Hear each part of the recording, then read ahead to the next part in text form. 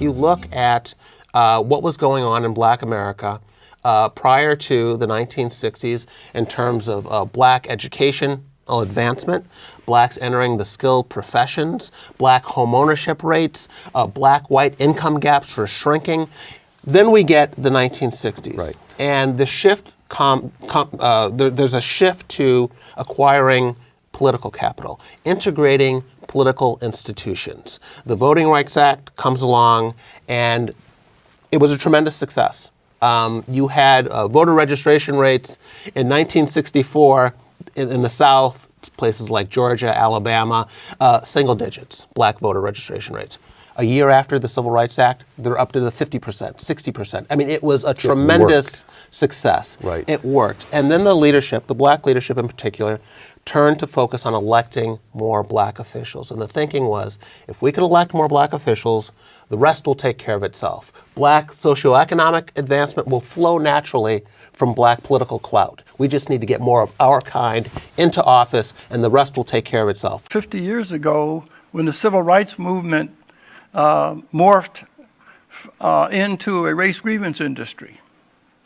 And this came at the advent of the poverty programs, where many of the civil rights leaders became elected public democratic officials at a time when poverty programs was dispensing $22 trillion. So they had an opportunity. So you got now a poverty industry that was born. Black political office holders have proliferated in this country. Between 1970 and 2010, they went from fewer than 1,500 to more than 10,000, including Black mayors, Black governors, Black congressmen, Black school superintendents, Black police chiefs and fire chiefs, Blacks, and in large cities with large Black populations, Philadelphia, Cleveland, Chicago, Los Angeles, New York, Atlanta. So Blacks gained a tremendous amount of political clout with this strategy.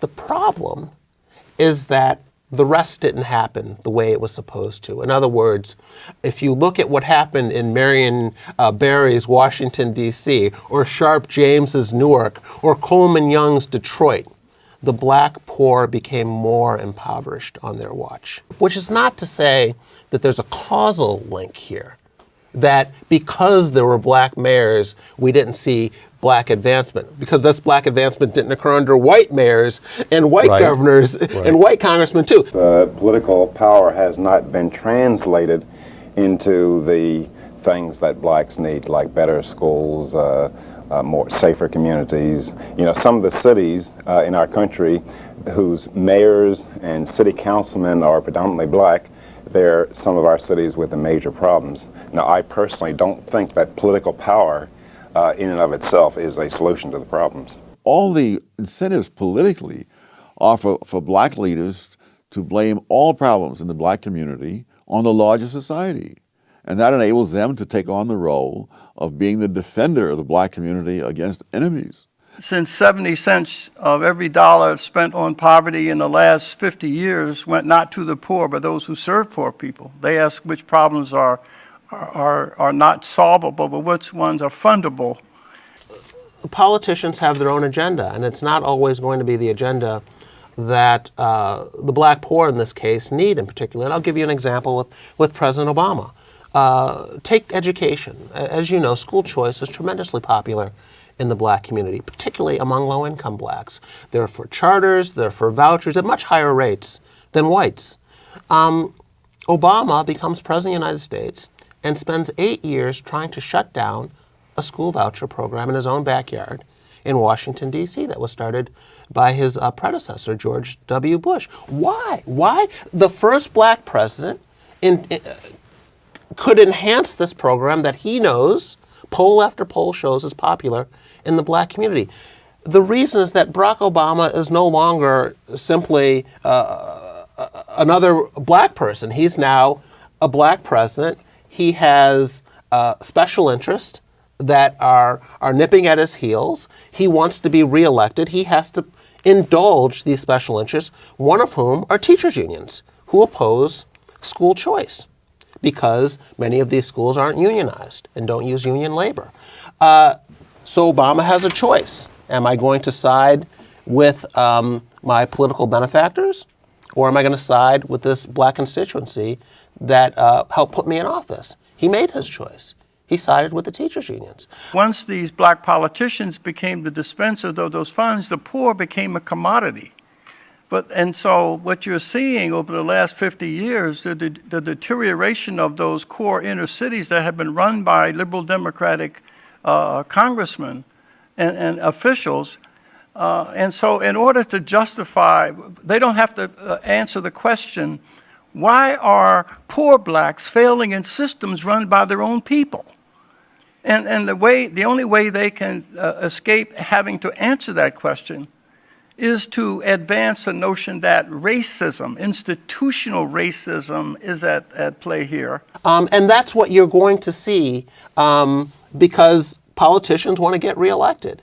And when their interests part ways with those of the people they claim to represent, they're gonna put their own interests first, because that's what politicians do. And that is the problem for low-income blacks looking to politicians to be their savior. It's not going to happen. Black leadership today is pretty much nothing left but hustlers who work white guilt.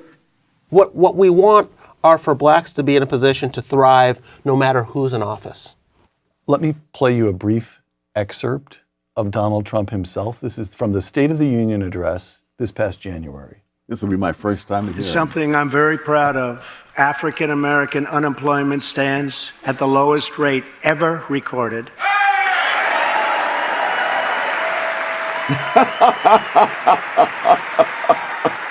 Okay. Oh my! He produces a maybe the statistic isn't quite right. There maybe No, it is. It is. It is. Yes. And there you see a shot. You see Republicans standing and applauding, and there you see a shot of Democrats who are sitting on their hands, including many members of the Black Caucus. Yes. In Congress. What do you make of that? That, as with so many other groups around the world, the leaders of groups that are lagging are often themselves one of the biggest handicaps of those groups, because they have to depict the problems in ways that will allow them to play the role of rescuers. And so there'll be no talk about how you can do this or that for yourself. There'll be talk about what we can get the government to deliver for you.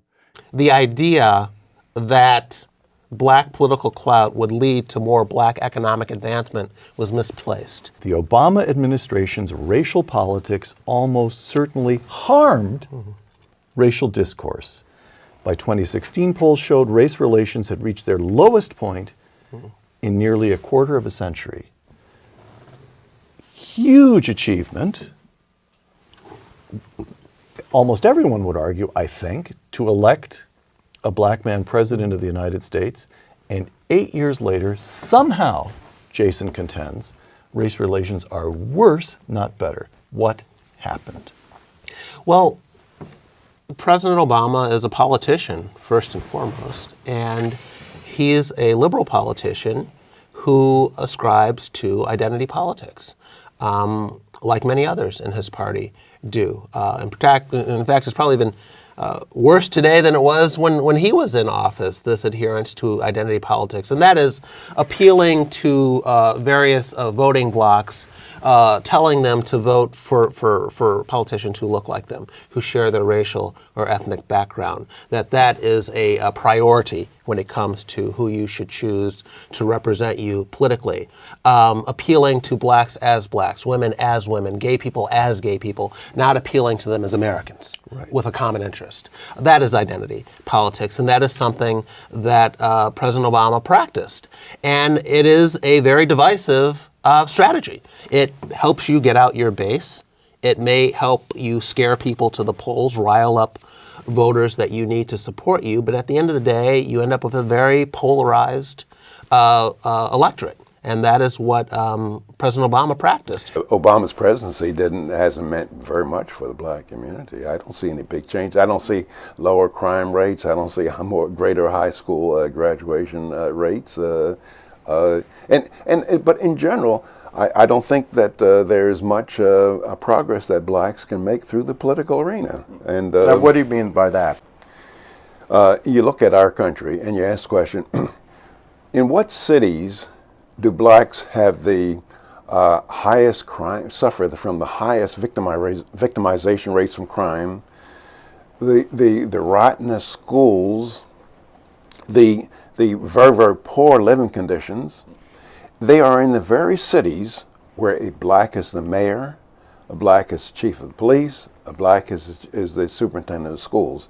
Now, I'm not stating a causal relationship, but I'm saying that if political power meant so much, you would expect, let's in a city like Philadelphia, where a black is the mayor, a black is superintendent of school, black chief of police, you'd expect every living conditions to be wonderful.